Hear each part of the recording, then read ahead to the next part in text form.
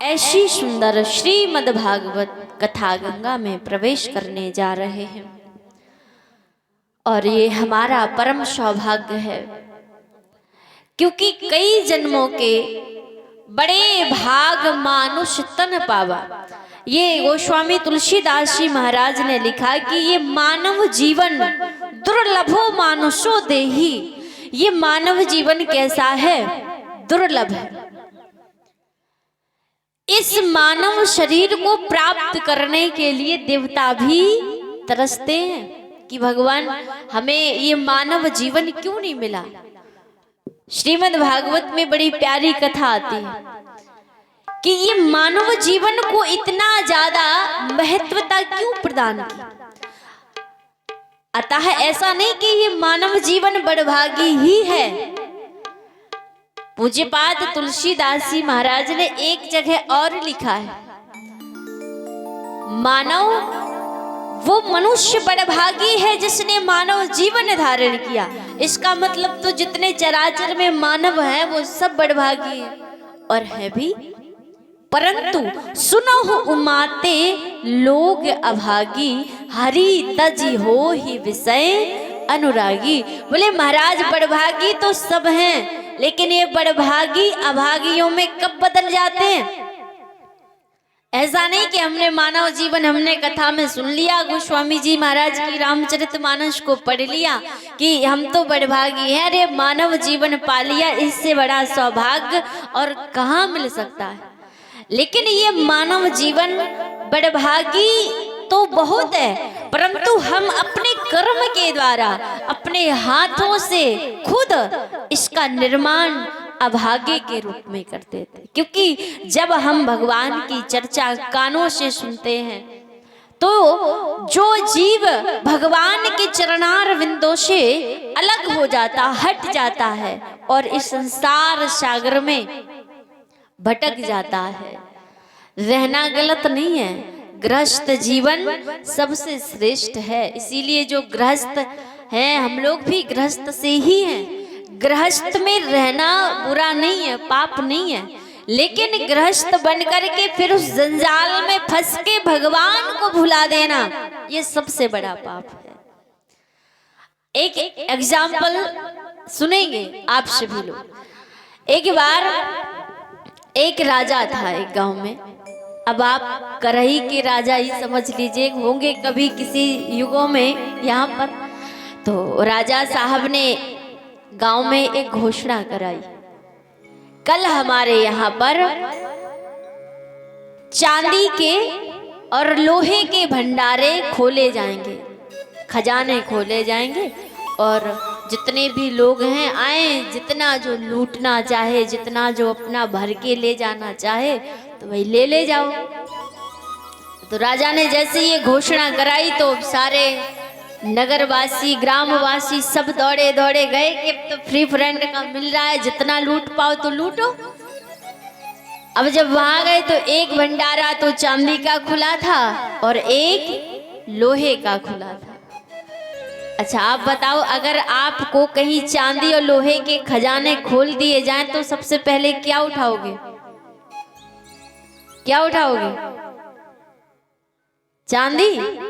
सब चांदी वाले हैं तो चांदी उठाएंगे कि नहीं? क्यों उठाओगे? क्योंकि कॉस्टली ज्यादा है, महंगा ज्यादा है कि नहीं? तो भाई जो महंगी चीज है वही तो हमको पसंद है। अगर कोई 5100 में कोई पंडित जी आकर कथा सुनाने लगे ना, 5000 रुपया आ रहे, बोले महाराज बगल वाले गांव के ही तो हैं। जब तक हम संत भी कौन सा प्रसिद्ध होना चाहिए उसी की वाणी सुनना पसंद करते हैं। गांव में भी कोई परम विद्वान बैठा हो लेकिन लोग उसकी बात को सुनना पसंद नहीं करते। क्यों? क्योंकि वो फेमस कम है, प्रसिद्धि कम है। ये हमारी सोच बन गई है, ये हमारी विचारधारा बन गई है। ये कहना गलत नहीं है, हमारी ये भावना बन गई है।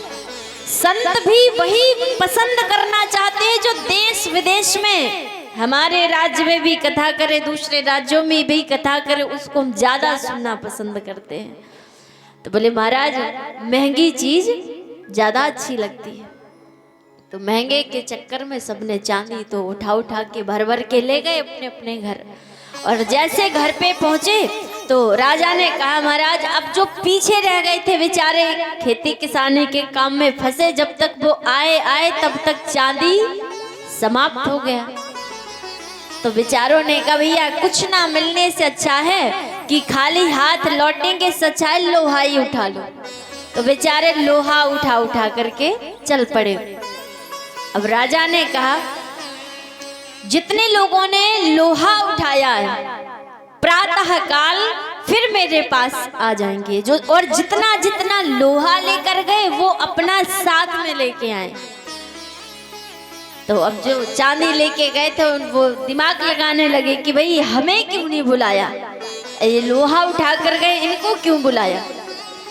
तो प्रातः काल हुआ, जो गरीब थे बेचारे पीछे रह गए थे उन लोगों ने अपना वही लोहा उठाया और राजा के दरबार में पधारे।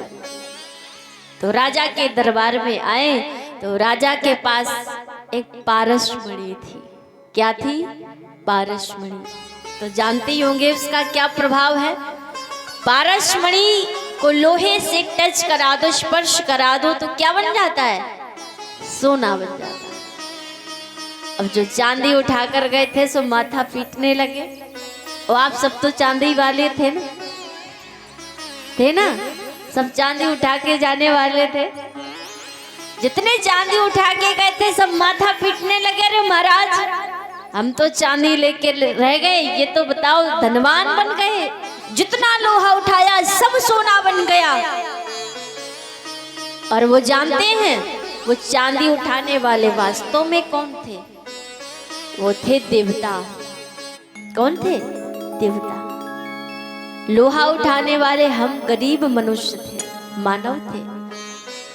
भगवान ने कहा तुमने अमृत रूपी चांदी को तो पा लिया, देवता अमर तो हो गए, लेकिन तुम्हें स्वर्ग तो मिल गया, तुमने अमृत का पान तो कर लिया, लेकिन स्वर्ग में अगर कोई ये सोचे कि हम मर जाएंगे तो भगवान का भजन वहां करेंगे, यज्ञ वहां करेंगे, जप वहां करेंगे, तप वहां करेंगे, तो चक्कर में मत फंसना। क्योंकि ये सब सारे नियम जो हैं ये केवल और केवल हमारे मृत्यु लोक में ही संभव है। ये कर्म क्षेत्र है। कौन है? ये कर्म क्षेत्र है। यहाँ पर जितना पुण्य करोगे उतना पुण्य प्राप्त होगा, और जितना पाप करोगे, ये स्वर्ग इत्यादि तो ये केवल किस लिए बनाए? आपने पुण्य किया, जितना आपने अपने खाते में बैलेंस भर दिया उतना ऐश आराम करो, और जैसे खाते में सब समाप्त फिर से आप कर्म क्षेत्र में भेज दिए जाओगे। तो बोले महाराज देवता तरसते हैं कि ये मानव बराबर भागी है, किसके पास तो सब कुछ है। ये भगवान की कथा, ये भगवान की चर्चा, भगवान का नाम जप हमसे ये हमारे पास नहीं है। मानव जीवन बड़भागी क्यों है? क्योंकि मनुष्य देह मिला। इसके बाद हमारे जीवन में भगवान ने एक सत्संग रूपी पारसमणि हमारे जीवन में डाल दी, और मानव जीवन पाकर जिसके जीवन में ये सत्संग रूपी पारसमणि आ जाती है उसका जीवन स्वर्णमय हो जाता है, उसके जीवन में प्रकाश ही प्रकाश हो जाता है। और जो भटक जाता है अभिमान में, अहंकार में, लोभ में, क्रोध में, वो फिर चांदी पा करके केवल एक जगह स्थायी हो जाता है। इसीलिए बड़े भाग पा इव सत्संगा, बिन ही प्रयास हो ही भव भंगा। जो सत्संग की नाव में बैठ जाता है उसका तो चारों तरफ से कल्याण ही कल्याण हो जाता है। 88,000 ऋषिगण चिंतित बैठे हैं, क्या करें? ऐसा कौन सा क्षेत्र है, ऐसा कौन सा महान यज्ञ है जिससे हमारा कल्याण हो? तो ब्रह्मा जी ने एक चक्र का संधान किया। जहां पर ये चक्र, जहां पर इस चक्र की नेमी शांत हो जाए, उसी स्थान को आप उस यज्ञ के लिए सर्वोचित स्थान समझना। तो एक निमिष में वह चक्र एक अरण्य में